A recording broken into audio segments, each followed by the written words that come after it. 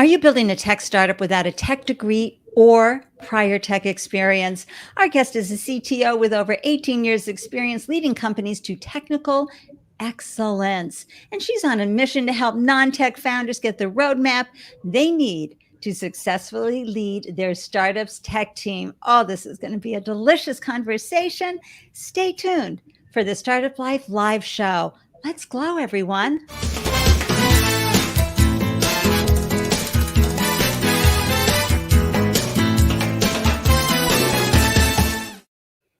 Hello, everyone, and welcome to the Startup Life Live Show. I'm your host, Ande, Lyons, 4 times founder and startup champion to founders around the world. And after raising 4 businesses of my own, I now share diverse founder startup stories to help newly minted business owners find the solutions and inspiration they need to succeed and keep going. And I thank you for carving out time from your busy schedule to tune in and up your founder game while cheering on a fellow founder. You never know what ideas, solutions, inspiration that you're going to be able to grab and run back to your business with. So I'm grateful for your tuning in. And if you're here live, please say hello. And if you're watching the replay, also say hello so I can swing by and share a love hug with you. And thank you for sharing your liked love on this video, wherever you're watching it. We are live right now on LinkedIn, YouTube, Facebook, Twitch, and Twitter. And when you share your click that like button, it goes out to your feed. And you never know who might be seeing this going, oh my gosh, that's just what I needed to hear. So thank you for amplifying the Startup Life live show with your like. And if you're tuning in via YouTube and you have not done so already, please subscribe to my YouTube channel so you know whenever I upload a new video. Thank you. Thank you. And again, it really helps us reach those first-time founders who may be struggling. And as a result, you're going to help maximize the joy of their startup experience and minimize their heartache. If you resonate with this show's mission of amplifying diverse voices while serving first-time founders around the world, please reach out to me to learn more about how you can make a greater impact in the startup ecosystem through sponsoring the Startup Life live show. So just send me a quick email, Ande@andelyons.com. And hey, to receive an alert whenever I post a new show, we'd love to have you join us over at the Startup Life Live meetup group. And for those of you listening, it's bit.ly/capital S startup, capital L life, all caps live, Startup Life live. Okay, hop on over, join the meetup group, and you'll receive an alert whenever we go live.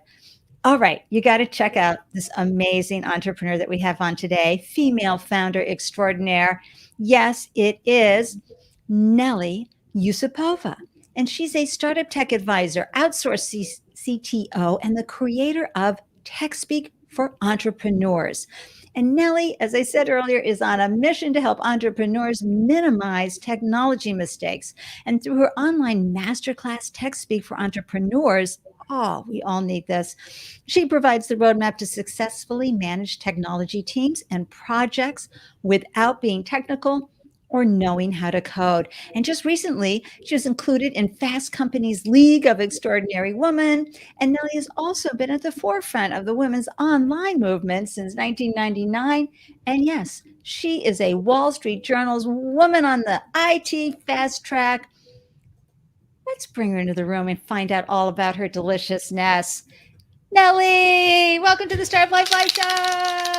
Hi, Ande. Thank you so much for having me. I am so looking forward to this conversation. I am so thrilled. And folks, Nelly reached out to me, which I appreciated so much. And, we were connected, I think, probably on Twitter or LinkedIn or wherever we were working around. And, I love how you reached out and said, hey, perhaps folks would love to learn this. And I was like, are you kidding? I could not sign you up fast enough, because how many, and folks who follow the show, how many times I interview founders and they're like, yeah, I had tech, huh? Nothing. And It's really hard. Most of you are starting a business that has a click in total click, business, or you have a click and mortar. And even if you have a brick and mortar, you have technology going on, and you need to know how to manage the tech team and the tech requirements. Excuse me, everybody, allergies. So, Nelly, where are you hailing from today? I am joining you guys from New York City. I'm on the Upper West Side in my co-working space. And Yay! yay. So great, so great. I just want to say hi to a startup tech goddess who, going in wasn't too sure and has created a phenomenal product. And Kirsten, how are you doing down there in Texas? How are things going? I know you're going to pick up some gems from Nelly today, although you pretty much nailed it with Blue Maestro, which is this phenomenal. Well, put the URL in the comments section if you can, Kirsten, and I'll pull it up on the screen and let folks know more about your wonderful business. But an extraordinary tech founder. What I'm always curious is about, Nelly, is that I know your background. I mean, seasoned CTO, 18 years experience, but hey, you had to fall in love with technology? Were you dabbling in it as a kid? What brought this and made this kind of your North Star and how you wanted to be in the world? Yeah, it's actually a funny story because my path to technology actually started out pretty rocky because I am a first generation immigrant. I didn't grow up with technology. I never had a computer. And as a first generation immigrant, like my goal was to really, like, time was a big thing for me. I wanted to get out of school so that I can go get a job and start earning money. And I wanted to pick a major where, as soon as I finished college, I was going to be able to get a job. And so that was my motivation initially, is like, I needed to find something, didn't matter what it was, or where you were, that you could always be where hired. I was, exactly, that I just needed to do it. And so this was in the early 90s, and I looked at the landscape, and my guidance counselor and I were looking, and she, I believe it was a she, told me that if I went into tech, I would be set. Right. And at the time, I had actually no idea that majoring in computer science would teach me how to code. I thought it was going to teach me how to use Microsoft Word and Microsoft Excel really, really well. Funny. And it was so true because I decided to major in computer science. I had no idea how to turn on a computer.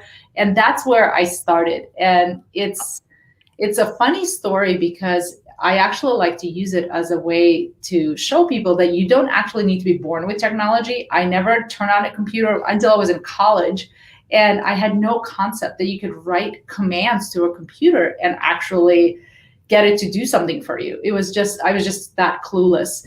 And it was super hard. I mean, I will not lie. The first 6 months, I wanted to give up every single day to change my major because I just couldn't understand what was required of me, what I needed to do. But I think there is something to, once you make a commitment, again, my immigrant background, right? You make a commitment and you do what you have to do to make it work.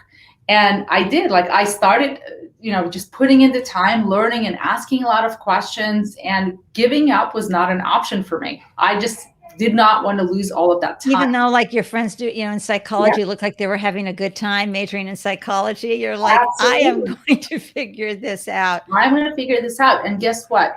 After about 6 months of really having a really hard time with it, I started seeing the power of doing what I was like. Once I understood it, I was like, wow, instead of being the user of technology, I can be the creator. I can actually help shape the products that people use. And once I got that, that was just like the game changer for me. I felt the power of it. I saw the creativity in it. And I got so excited that I actually finished in 3 years instead of the standard 4. So I just kept going. I was just on the path. It was really exciting for me. And I couldn't wait until I went into the real world to do the work. To implement, right, what you had learned. But see, this is what made you so ideal to be doing what you do today. This is what's great about life, folks. It's often our lived experience that prepares us for our greatest work in the world, right? So you coming in and saying, oh, yeah, I'm going to do computer science. And like, where's the on button? I actually watched who later became my friend, who was the guy who was sitting next to me, where he clicked on a button to turn it on, because I was just like, okay, I'm not going to say I've never done this before because that's silly. I just watched and I learned from watching, and that's how I got started. It was just Oh, like, it was fun. that is such a beautiful attribute of any problem solver, which you have to be to, succeed as a founder, is to look around. Okay, look what they're doing over there. I am so proud of you. And I just love that about you, 100%. Before we hop over to find out more about where you went from there, I just want to say hello to Mia Voss, host of the most phenomenal podcast. You want to subscribe to it immediately. iTunes, Spotify, anywhere she glows, and it's called the Shit We Don't Talk About podcast. It is the podcast you want to listen to while you're folding laundry, doing dishes, or chillaxing, or, as many moms know, waiting in the pickup line. You will be blown away by this phenomenal woman's voice in the world. And Kirsten, thank you for sharing Blue Maestro with us. We are very busy building our business as well as navigating the latest storm here in Houston. I know you guys are getting hit, but bluemaestro.com, folks, go check it out. It is a temperature gauge. So whether you're traveling in space or you need it in a pacifier for your baby, it is a Internet of Things, an IoT device that is always going to give you what you need to know. And what a journey Kirsten's been on. Oh my gosh. Love what you have done, Kirsten. Congratulations to you and the Blue Maestro team. All right, Nelly. So you graduated. Where did you go first? Where was your new job? Where did you land? Well, it's funny because I always, growing up in the former Soviet Union, my family encouraged me to go work at a big company. That to me, that was a dream come true, to work at a big company. I have made it, like, so one of those big organizations decided that they wanted me on their team. That was the dream. And the accident that happened to me completely changed my life. I decided that I wanted to get an internship while I was still in school, pursuing my computer science degree. And the first company, and I applied for like 20 different internships. The first company that called me was a company called Web Girls. And this is in the early 90s. Their mission was to get more women online. And such a beautiful mission. And I completely resonated with it. And I just had no idea what type of company they were. So I went to the interview.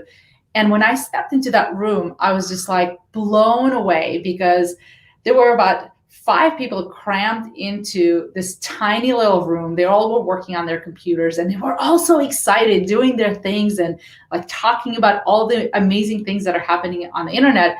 And I was just looking around, and I've never felt that at a work. Like, I've never seen that, people being so excited at work. And so I discovered entrepreneurship at Web Girls. I all of a sudden saw what was possible, and I was hooked. Like, that's where I got the entrepreneurial bug.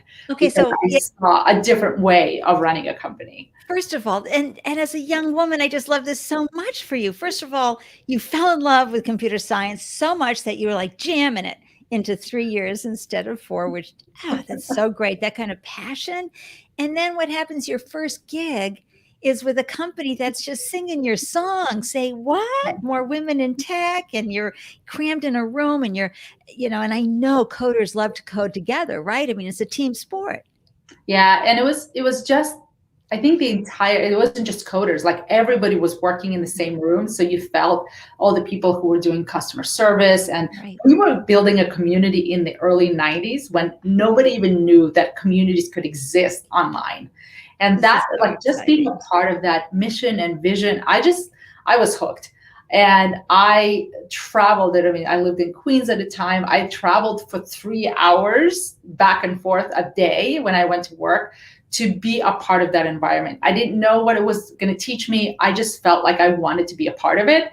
And I'm so happy that I did, because that internship turned into a full-time job. And that's another funny story. And the only thing that happens in a startup, right? So I was working with 2 other tech guys. And during my time as an intern there,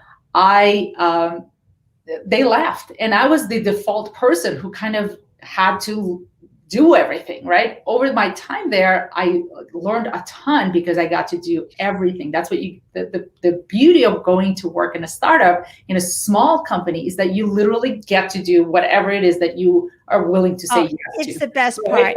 part. Hold on for just one sec. For some reason, LinkedIn isn't processing. Okay, great. Hey, everyone on LinkedIn, if you're just tuning in now, there was a little error on the StreamYard side for LinkedIn. We're so happy to have the LinkedIn viewers joining us. Nelly has just been sharing this amazing story about how, she landed in computer science without knowing how to turn on the laptop, to landing in a startup that was amplifying, getting women more online, which is in the early 90s. We might have been chatting on AOL, I think, a Yeah. little bit, right, at that Yeah. point. But then this is like, I know that there are folks out there who have had the experience and the good fortune when a whole bunch of people leave, you're left doing more than you're really capable of.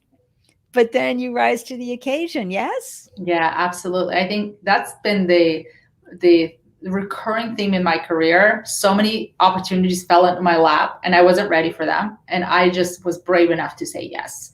And so that's like, I think if anybody wants to learn a lesson from anything, is just saying yes before you're ready, and just knowing and trusting yourself that you'll figure it out, you'll find the answers. It's really saved my life, Oh, because there are so many situations where I had no idea how I was going to do what they were asking me to do, but I just knew that I could figure it out. that's right. And we're going to stitch that on a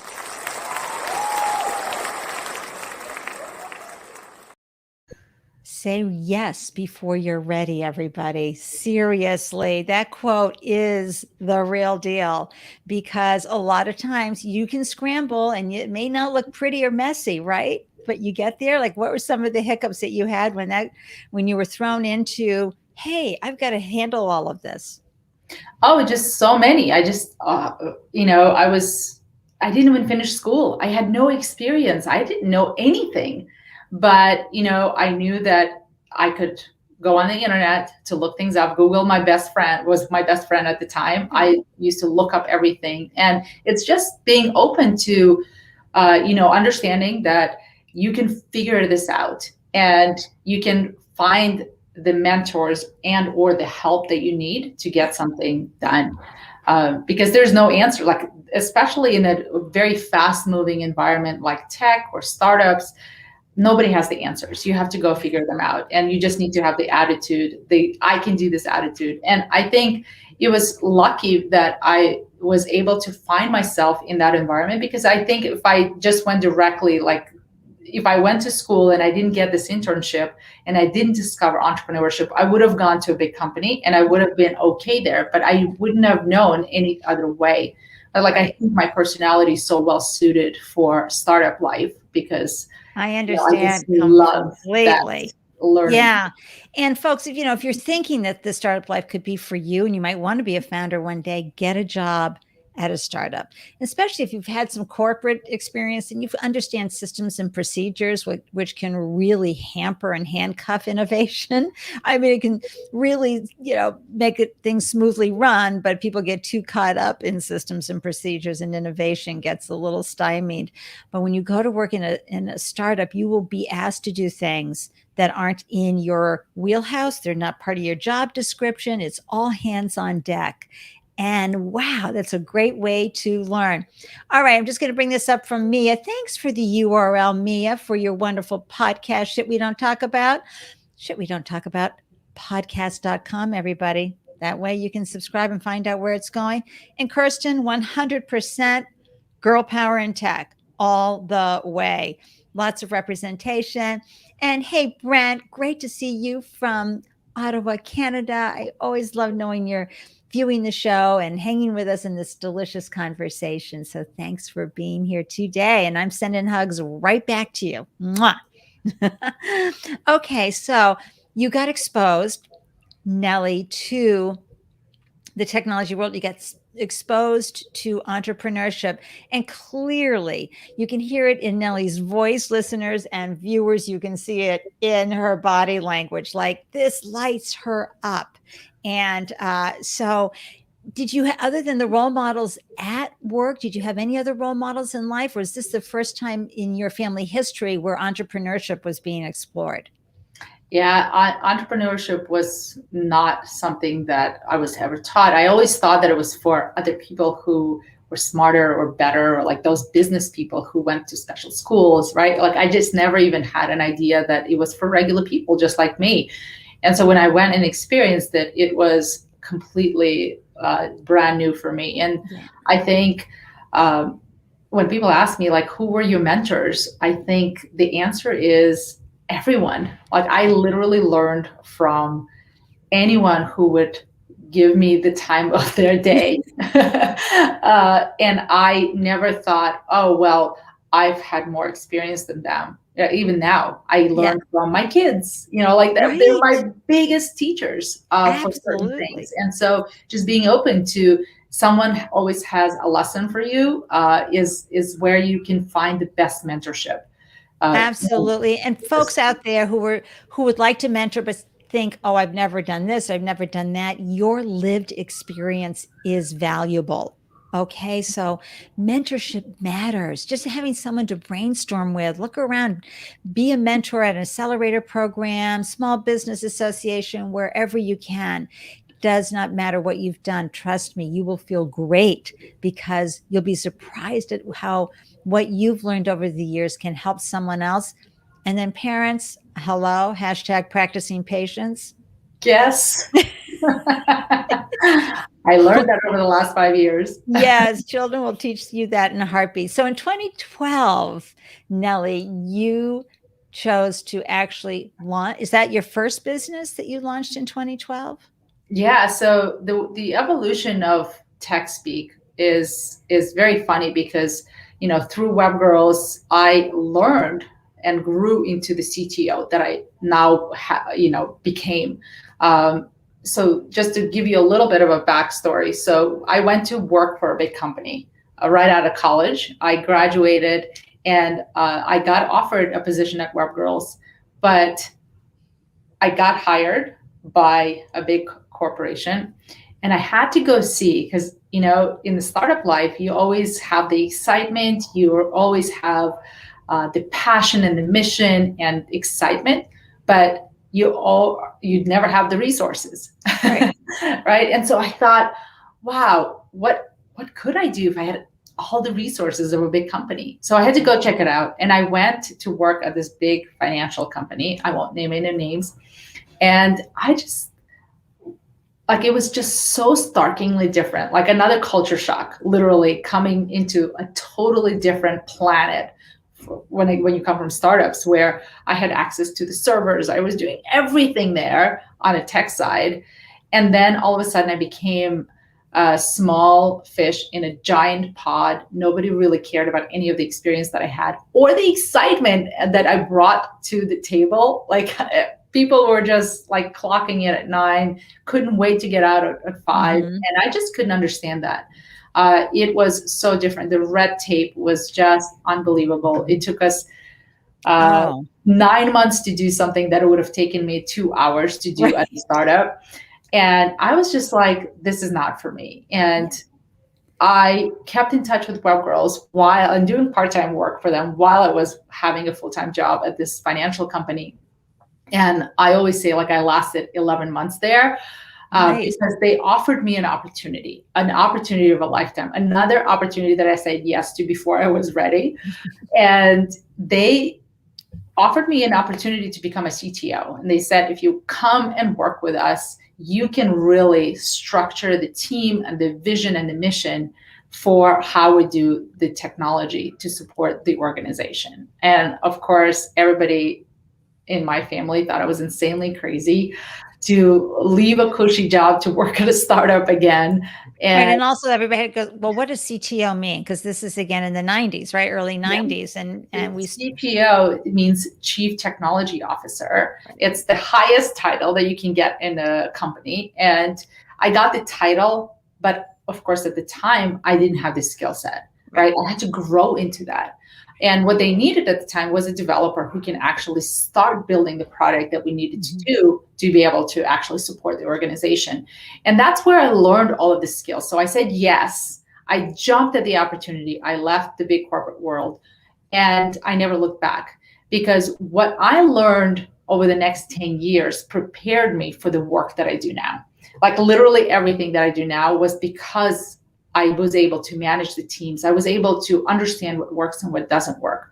And through that, I also got into speaking and training and doing workshops and education, which is another passion of mine. I love teaching. Well, but how did you, I mean, there's teaching the team, but how did you take like opportunities in your community? Well, I started very slow. So actually, this is another skill I had to learn, because as a first generation immigrant, I didn't speak a word of English when I came here. So I was very shy, and I had an accent, and I really wanted to work on how I spoke, how I communicated. I did media training courses. I did all kinds of stuff. I practiced to get good at the skill. That's another thing that didn't just come naturally to me. And so I started, I think Web Girls gave me the platform because we already had a community, and I just signed up again to run the New York City chapter. That was another thing that I just added to my plate, but was another great thing that I said yes to. And through that, I saw what the community needed. And because I had already the skill set, I could put together the workshop. And I didn't know what putting together a workshop meant. I just said, okay, I'm going to do this. And if it worked, right? This is the iterative process that we follow. That's right. Come on. Right? I just put something on, I taught it, and people resonated with me. And because I was there live in front of them, I could answer whatever holes that I didn't put into the actual workshop. And the next time, right, I took that information and then I put it into my workshop, and I did it again. And I took the next questions. And that's essentially how I developed TechSpeak as well, is through just teaching it live. And you learn what works, what doesn't work, and you can adjust in real time. And the next time you do it, it's going to be so much better. That's how I learned all of that. I'm having one of these right now.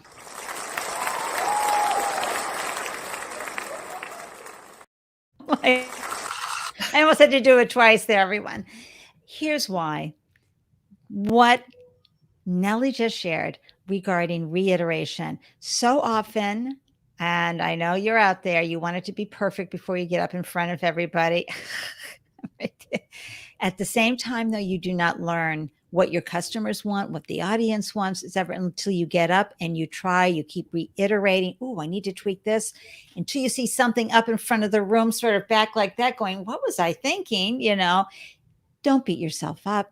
Just look at it, as Nelly just shared, as I'm reiterating. I'm making this better. I am tweaking. I am fine-tuning this product, and it will always be fine-tuning it. Right, Nelly? Yeah, absolutely. The fine-tuning never stops. And the moment you stop, the moment you're in trouble as a business person, right? Because nothing in business stays static. There's market shifts, there's customers changing, the needs are changing, like what happened during the pandemic. Nobody could envision that. Nobody could be prepared for that, right? But your ability to be agile and constantly iterating and moving things and adjusting, that's what keeps you in business. That's what keeps your innovative systems going. And as a company, you can move a lot more efficiently and faster if you adopt this type of attitude, because no one has the answers to everything. That's right. And by being willing to explore and be scientific and look at it from out here and not be taking it personally because it's not perfect is so important. Nelly, may I just say, you're one of the bravest people I've ever met, and you are exemplifying what it means to show up every day and be willing to be vulnerable, transparent, fail, because failure, everybody, is just learning. It's not like how it looks. And yes, maybe you were a little younger. We tend to be a little bit more, less fearful or more fearless when we're younger, because what have we got to lose, right? And then when we get older, it really doesn't matter, folks. Your job as a founder is to do what Nelly just explained, which is to keep, just get it out there and start getting that feedback and start being able to tweak what you're doing. Love that so much. So when you launched TechSpeak and, the beginning, and I'm not sure that's what it was called in the beginning or at all, but you had to do one of the most important things every founder has to do, Nelly, and that is prove your hypothesis that people want what you have. And it's called the value proposition, proving that folks want what you're selling. Talk us through how that worked for you and what you learned as you reiterated. You brave goddess, you.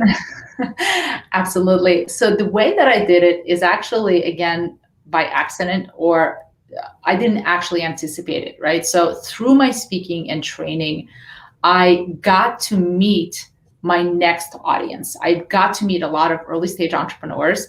And after every single event that I did, I heard horror stories. I don't know why people share them with me. It could be because I'm a CTO, friendly female, smiling all the time, which is my mantra, right? Like be positive and all that.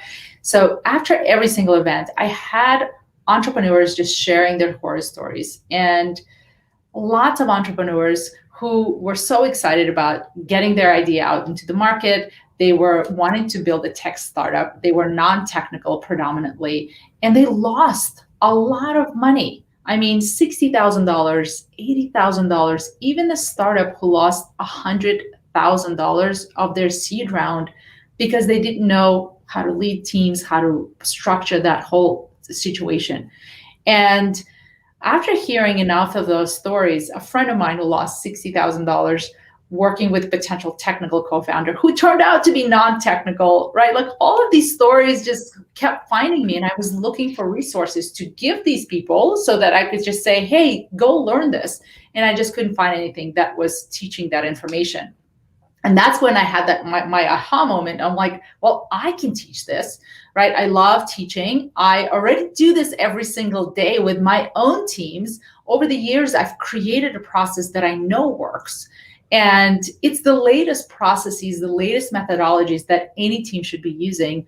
And I got really excited about that. I thought, if I can teach non-technical entrepreneurs three things, if I could teach them the process that they can be using, right? Teach them to be the product manager and the project manager, and enough tech lingo so that they can talk with their teams, ask the right questions, really making sure that they can manage them and lead them.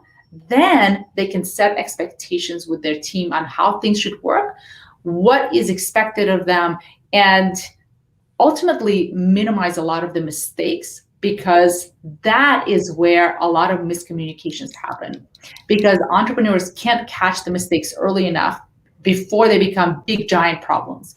And to me, the job of the entrepreneur is to minimize mistakes, because it's unrealistic, no matter how good your process is, right? It's unrealistic that you will never make mistakes. The key is to make them smaller, because the sooner you can catch the mistakes, the sooner you can course correct. And of course, the less money you're wasting on fixing things. And you're able to stay nimble. Yes, absolutely. And oh my gosh, like you are a founder, a non-tech founder's dream come true.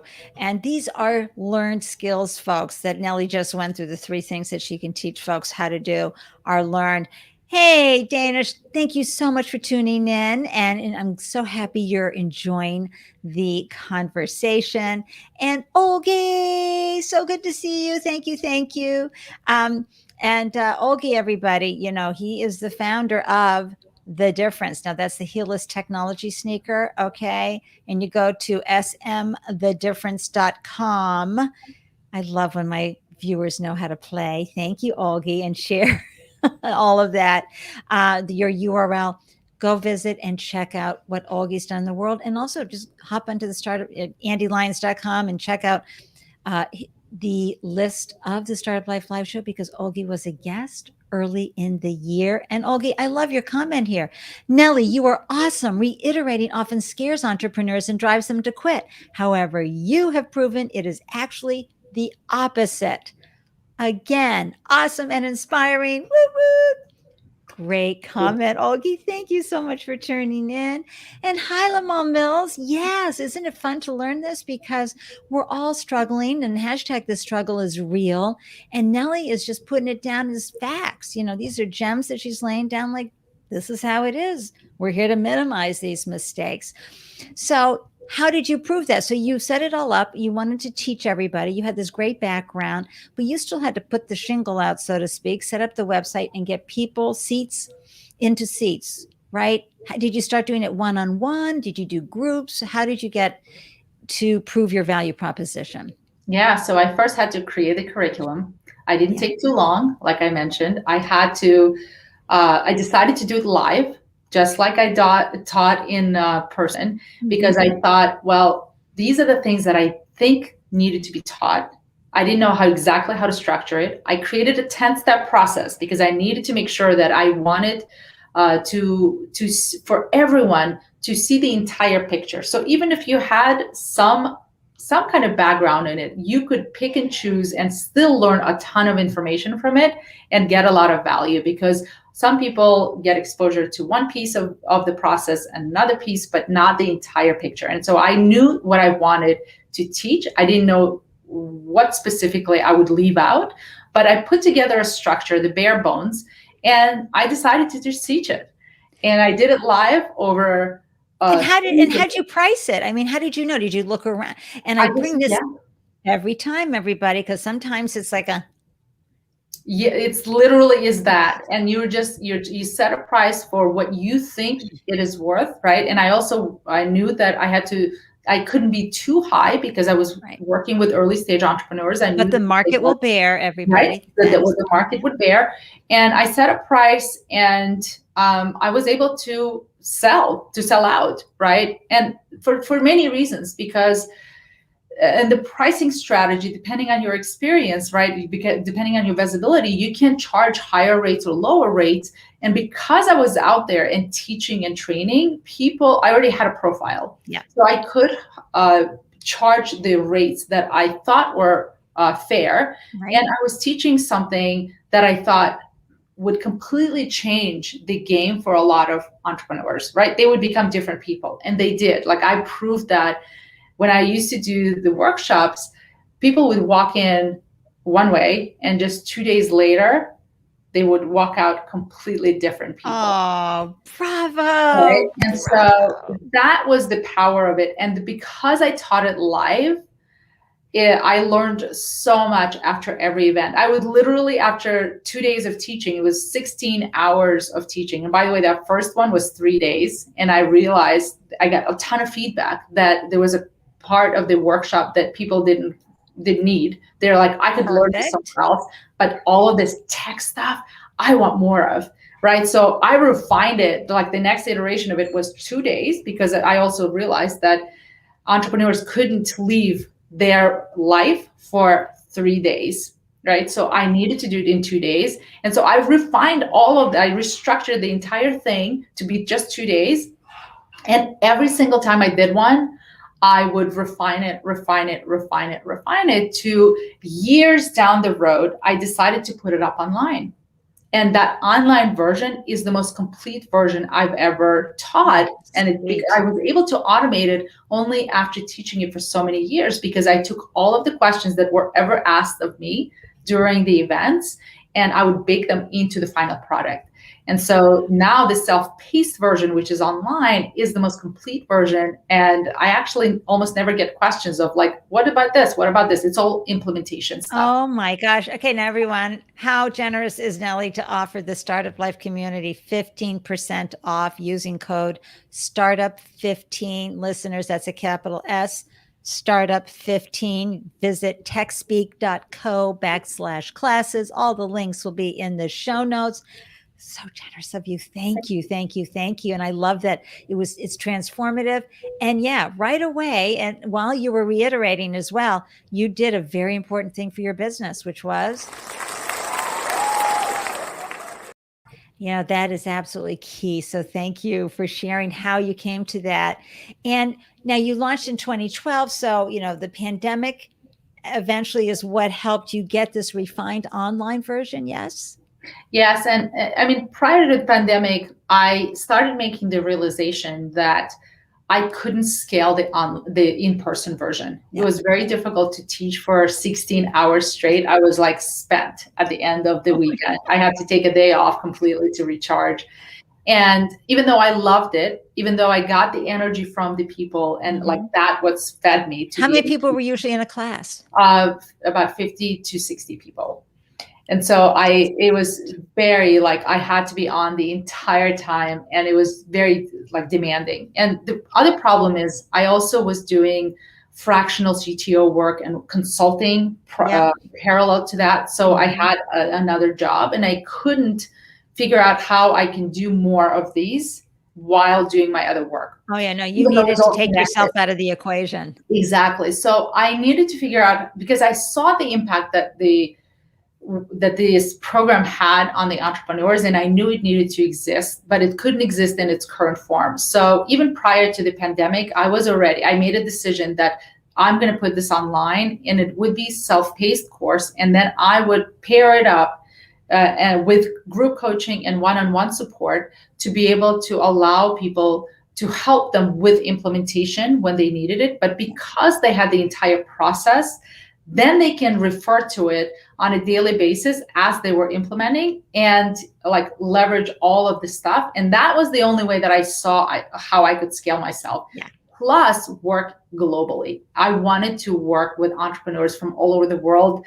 There are so many entrepreneurs all across the world, especially post-pandemic now, like who want to be entrepreneurs, and technology is at the core of everything now, right? The pandemic, I think, accelerated the adoption of technology by you're going to have to 5 hire. years. Yeah. Yes, you're going to have absolutely. to hire someone with a tech background. How much you spend doing that and the mistakes you make depend on whether you already have the acumen for that and the experience for that, or whether or not you take Nelly's class. Just saying. So Nelly, let's go over. You gave me this wonderful slide here. TechSpeak 10-step process.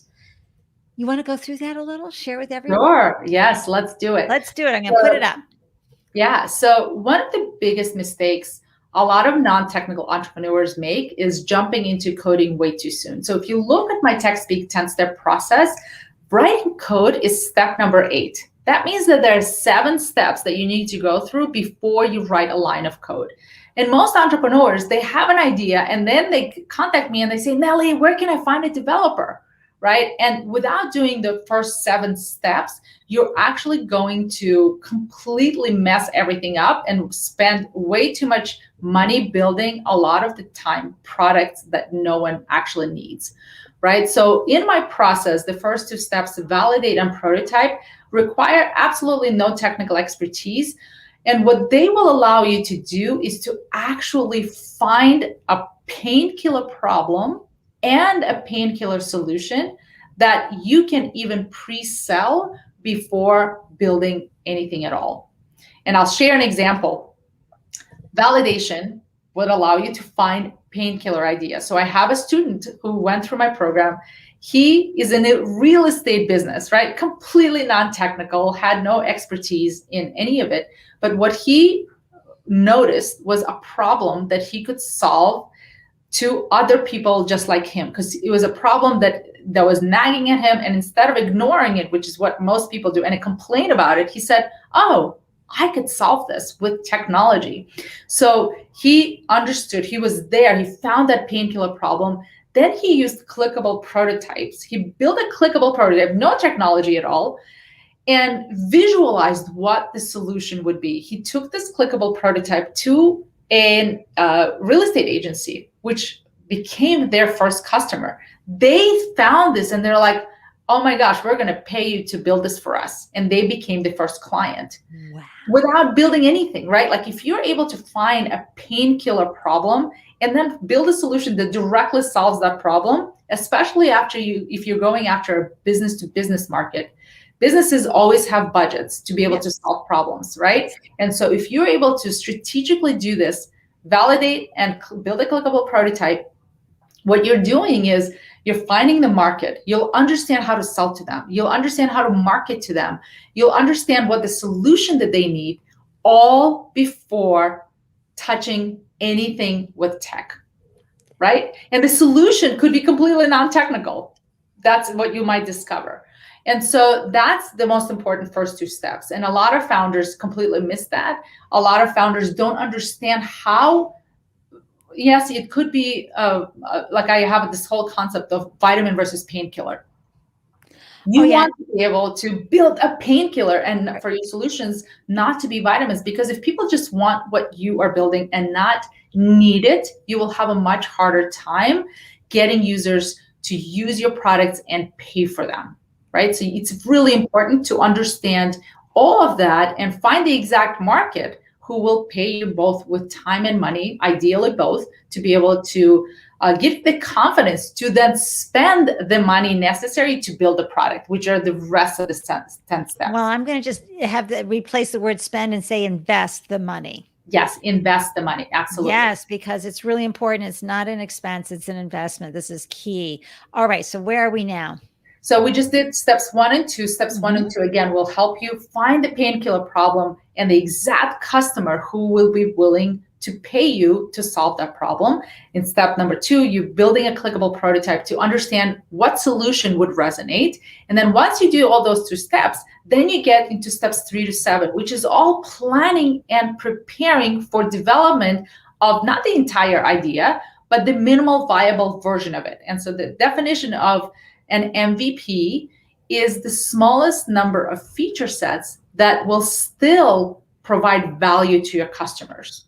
So it's sometimes, let's say, going from 20 features to 4, and that's the core of what your customers need. And that's what you can launch with. But it goes way beyond that. So the way that I teach entrepreneurs to do this is actually understanding the fact that for the same exact, let's say you go with 4 features. Right. For the same exact 4 features, you can get a quote for $10,000 and $50,000, and both quotes could be completely legitimate. And that's because the details of what and how you build something matter a lot. And so when I teach people how to control the costs, it's really, this is where a lot of the tech knowledge comes in. You need to understand a lot of the tools and technologies that will help cut the development time and cost. Like one of my students was able to cut the MVP that she got, the quote that she got, from $50,000 to 15, and the development time from 4 months to 2, simply because she was using some of these cost reducing strategies to be able to strategically say, well, we're going to build this way, and we're not going to build the most expensive way. Maybe we use some third-party tool and solution, maybe a no-code solution here or there. It's the combination of all of these things that you're planning to be able to control the cost, determine what the budget is, and try to work within that budget. And then you get to coding, right? The steps 3 to 7, where you do planning, is where you're determining all of these things, so that by the time you get to development, everything is already discussed. You understand what and how things are going to be built, and there's not going to be what we call scope creep, which is new requirements coming to life while you're building, which is what delays the projects and costs more, right? Listen, it's like measuring twice, right? Yeah, exactly. Before you cut. It's right up there with that. Oh my gosh. And also getting such a deep understanding and clarity of the layout, everything that has to, mapping it out completely. Now your tech team that it might be offshore, you don't know, you're taking proposals for certain ones. They now realize that you're a smarty pants. Yeah. And that they can't pull any wool over their eyes, over your eyes, and they can't cushion things. You're there to honor their time and their service and their capability, absolutely, but no fluff, thank you very much. And you're able to now get rid of these delays or scope creep, and that is going to keep the cost down. Oh my gosh, this is so exciting. All right, so let's talk about now you're ready to code and deploy. Yeah, so here you need to use an agile project management versus waterfall, which is what a lot of people are used to, especially if you're outsourcing. A lot of people will say we're using agile, but they're using waterfall. And what does that mean? So we deploy codes in releases, right? Some releases could be 6 months, some releases could be a year, right? But at startups, we need to shorten those releases. And if we want to catch mistakes sooner, the shorter your releases, what we call sprints in agile, the shorter the releases, the faster you're going to be able to learn whether something works or not. And you're also going to be able to catch the mistakes earlier so that you can course correct, right? And the cheaper, like the mistakes are not gonna cost you a ton of time and money to fix. And so agile project management will allow you to get working code a lot faster. It will give you a lot more control to determine whether you've hired the right team or the wrong team, if the team can do the work that they're saying that they're going to do. And this is the process that will really, like a lot of non-technical entrepreneurs can get a handle on. And even if, let's say, you're outsourcing, this is another big mistake a lot of entrepreneurs make. When outsourcing, they trust that the team has their own project managers and they will do the work. But that's a huge mistake. What I want you to do is what I call developer as a service arrangement.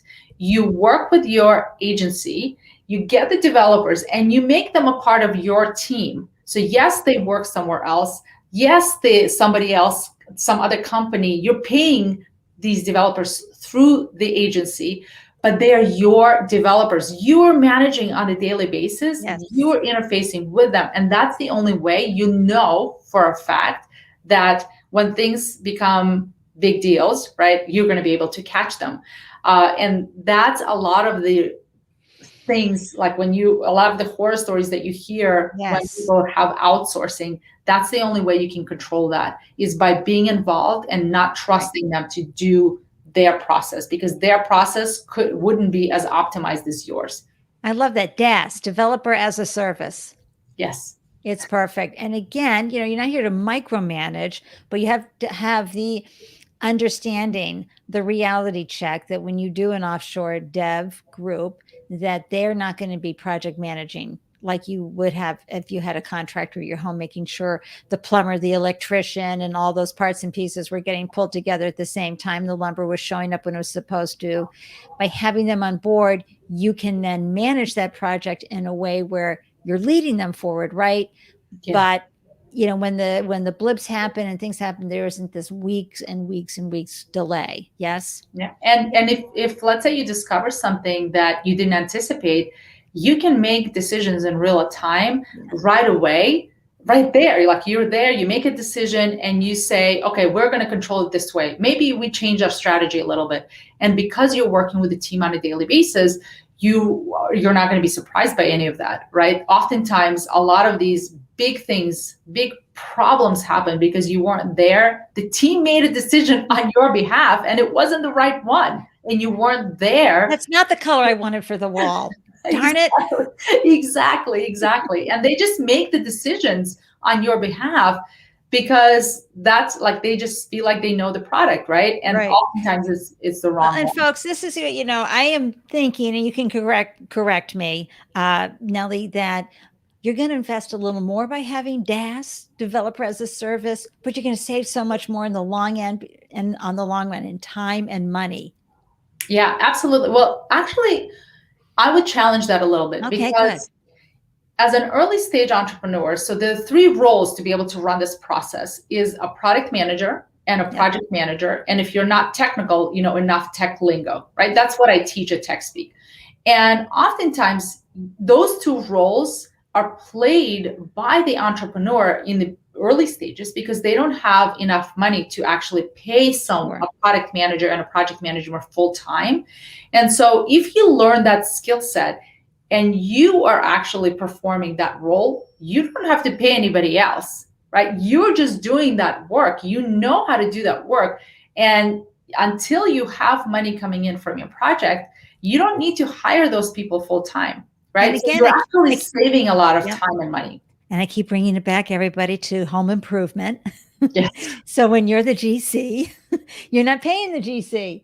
And so, okay, I'm seeing where the dollars are able to be invested in a certain way and how that leaves you very agile in order to minimize the mistakes. This is wonderful information. And then 10, talk about 10. So finally, this is to me another really important step, but a lot of people miss this. So when you launch your MVP, whether it's a brand new product or a new feature for an existing product, a lot of people celebrate, yay, we did it, right? But to me, that's where the real work begins, because what you now need to do is refine the product and get it to a point where you are actually providing a lot of value to people. We call this metric retention. You want to be able to know that if people come into your app, that they're using it on a regular basis. Because the more they use it, the more of the chances of them to actually pay for your product on a regular basis, like it becomes a part of their life. And so you want to be able to get your retention metric up and up and up by iterating on the product, implementing and improving existing features, maybe implementing a couple of new features, right? To make the product more valuable to your customers. Because a lot of people, if you spend a lot of money on marketing and your retention isn't good, let's say you spend thousands of dollars to bring new users to your app, you know that they're going to sign up because they really resonate with what you're selling. But when they go in and they're like, well, I really don't like this interface, or this is not exactly how I wanted it to work. And they're going to leave that on the reviews. Right?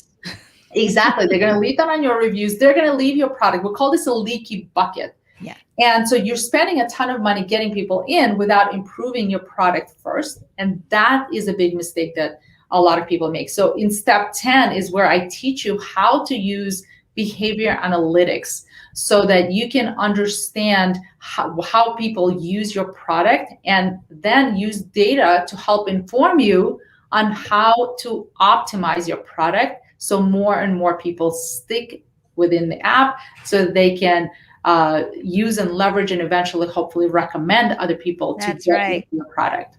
So that's step number 10. And it's an iterative process. It continuously goes from 1 to 10, until you reach product market fit. And of course, even then, you're still iterating on that. Oh my gosh, you took us to school.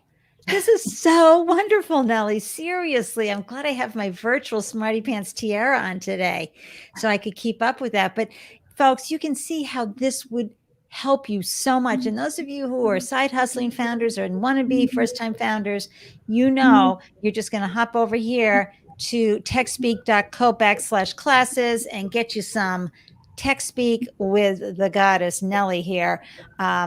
With the special discount code STARTUP15. Thank you for that, Nelly. This has been so wonderful. And, you know, we have heard it in your voice and in your excitement. We know how entrepreneurship has served you both personally and professionally, which is usually a common question I ask.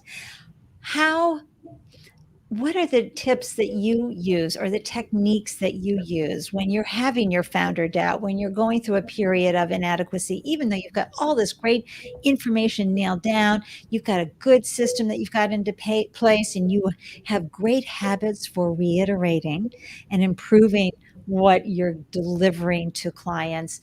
But when your mind decides, nope, I'm not good enough, how do you turn that around? Yeah, so everybody has imposter syndrome. I have it too, believe it or not, right? I just know that when the voice comes in, my inner voice, I put it aside.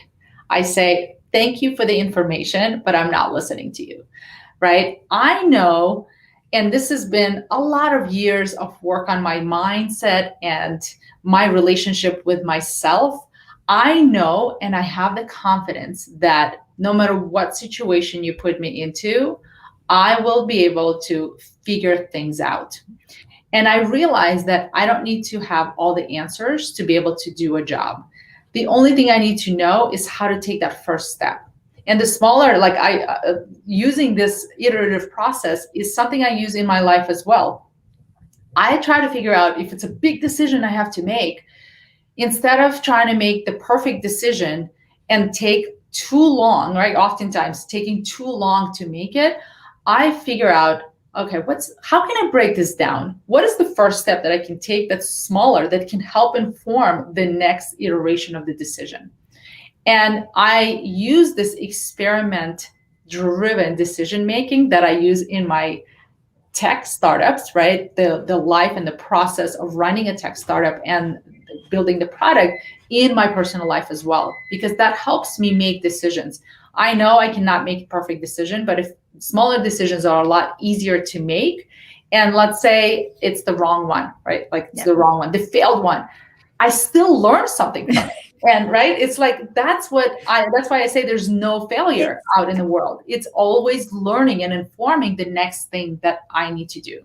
And we all need this on a sticky on our laptops, PCs, whatever we're using on our phones, and definitely on a pillow. And Yeah, I will figure this out. I Have will you figure had? this out. And my mantra, if anybody wants to Oh, steal this, yes. and this is the core of the process that I teach at TechSpeak, is learn early, learn often, and learn cheap. Ooh. I have it all around me all the time, and it's like you wake me up. I'll say, learn early, learn often, learn cheap. I just it's a part of me. It's the way I think. It's the way I do things.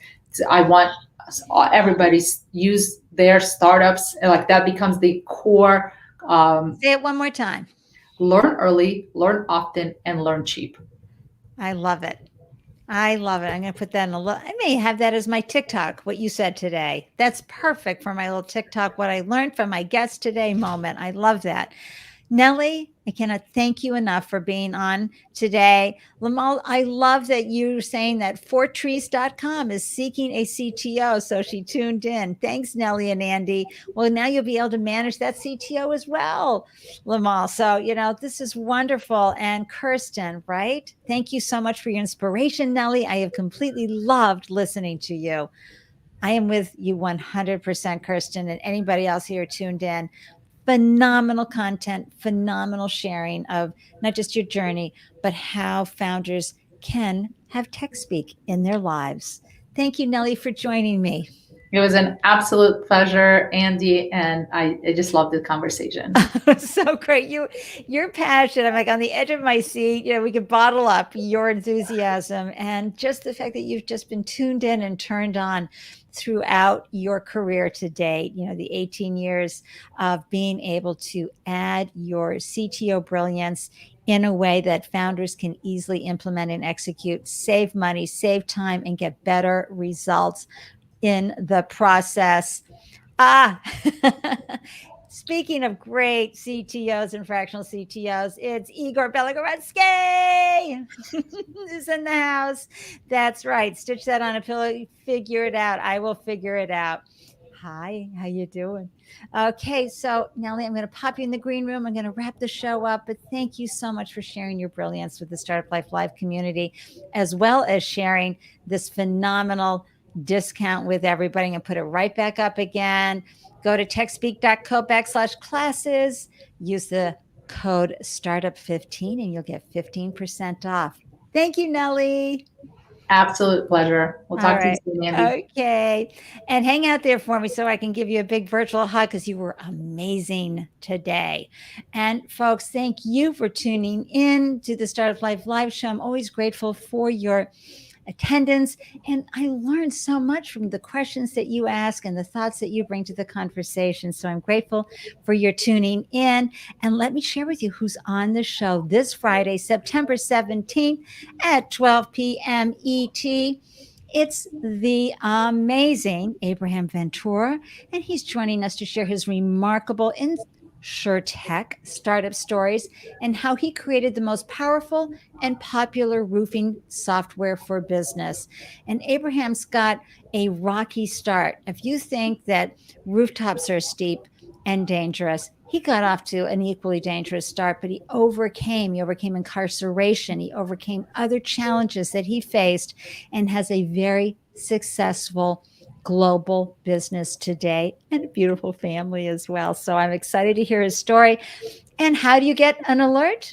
Receive an alert whenever I post a new show. You join the Startup Life Live meetup group, scan that QR code or visit bit.ly/Startup Life Live and get in there. Okay. Join the group so that you get an alert every time I go live with or post a new show. So you can meet another wonderful, diverse founder and hear their stories and get some aha moments and solutions and inspiration for your startup. But until then, until I see you on Friday the 17th, please remember this, that you are, oh yeah, braver than you believe, just like Nelly showed us, stronger than you seem, and wicked smarter than you think, right? Oh my gosh, I'm so proud of all of you for stepping up and being willing to figure it out. Stitch that on a pillow. I will figure it out. Until next time, I'm blowing you kisses filled with appreciation. Mwah! Thanks again for tuning in. Cheers.